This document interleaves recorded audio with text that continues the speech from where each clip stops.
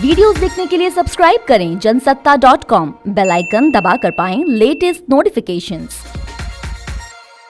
नमस्कार, जनसत्ता में आपका स्वागत है। मैं हूं डॉक्टर दिग्विजय सिंह और वक्त हो गया है रूस और यूक्रेन के युद्ध के अपडेट का। और आज की सबसे बड़ी खबर, जो आज 12वें दिन की सबसे बड़ी खबर है, वो ये कि रूस ने राजधानी कीव समेत यूक्रेन के 4 शहरों में युद्ध विराम का एक तरफा ऐलान किया है। राजधानी कीव इसमें शामिल है, मारियापोल शामिल है, सुमी शामिल है और एक और शहर है। 4 शहरों में युद्ध विराम का ऐलान किया है और ये युद्ध विराम तीसरे दौर की बातचीत से ठीक पहले है।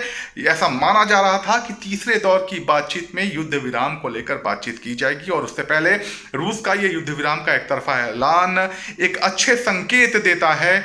4 शहरों में, राजधानी कीव समेत यूक्रेन के 4 शहरों में रूस ने एक तरफा युद्ध विराम का ऐलान किया है। इस बीच भारत के प्रधानमंत्री नरेंद्र मोदी की यूक्रेनियन प्रेसिडेंट जेलेंस्की से बातचीत भी होनी है, उसमें भी कुछ निकल कर आएगा। मगर ये आज की सबसे बड़ी खबर कि रूस ने एक तरफा युद्ध विराम का ऐलान किया है यूक्रेन की राजधानी कीव समेत 4 शहरों में, जिसमें मारियापोल भी शामिल है जो कि यूक्रेन से एकदम सटा हुआ शहर है, सुमी भी शामिल है। इस बीच यूक्रेन का जो ज़ैपोरिज़्ज़िया एटॉमिक पावर प्लांट है उसका बाहरी दुनिया से संपर्क कट गया है। फोन और इंटरनेट लाइन जो है वो काट दिए गए हैं ताकि इस पावर प्लांट का बाहरी दुनिया से संपर्क ना रहे। दरअसल ये जो पावर प्लांट है इसे चला रहे हैं यूक्रेन के लोग, लेकिन इस पर नियंत्रण जो है वो रशिया का है। यानी कि ऑपरेशनल जो मैन पावर है वो यूक्रेन की है और इसके ऊपर जो कंट्रोल करने वाली अथॉरिटी है वो रशिया की है।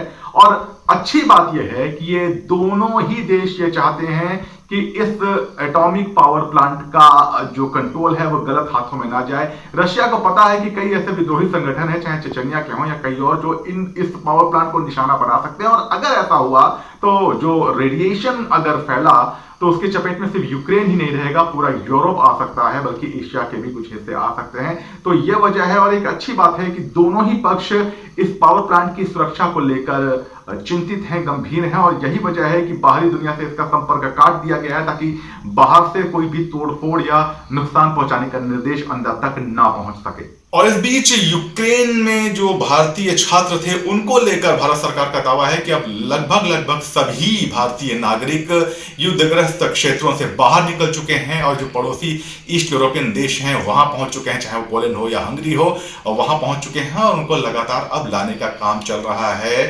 इस बीच बहुत बड़े मोर्चे पर केंद्र की नरेंद्र मोदी सरकार को आलोचना का भी सामना करना पड़ रहा है कि उसने एडवाइजरी जारी करने में देरी की और उसने भारतीय छात्रों को इवैक्यूएट करने में देरी की।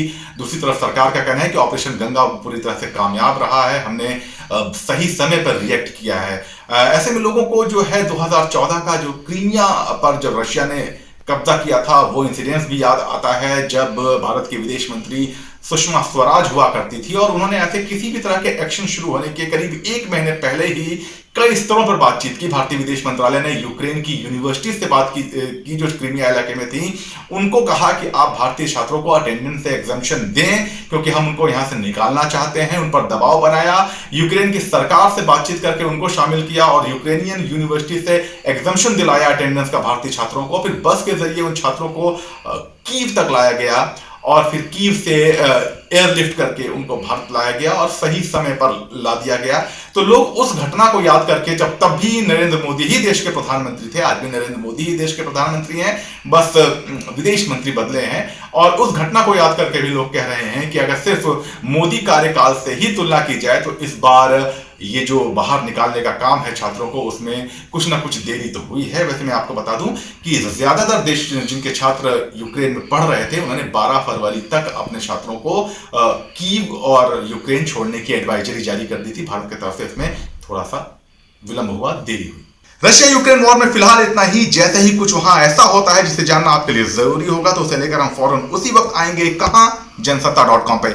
आपको क्या करना है? आपको चैनल सब्सक्राइब करना है अगर आपने अभी तक सब्सक्राइब नहीं किया है तो, और बेल आइकॉन जरूर क्लिक करिएगा ताकि आपको अपडेट मिले फौरन उसी वक्त। और हां, अगर सब्सक्राइब कर लिया है ना तो वापस उस बटन को मत दबाइएगा, अनसब्सक्राइब हो जाएगा। तो फिलहाल बने रहिए जनसत्ता के साथ। नमस्कार।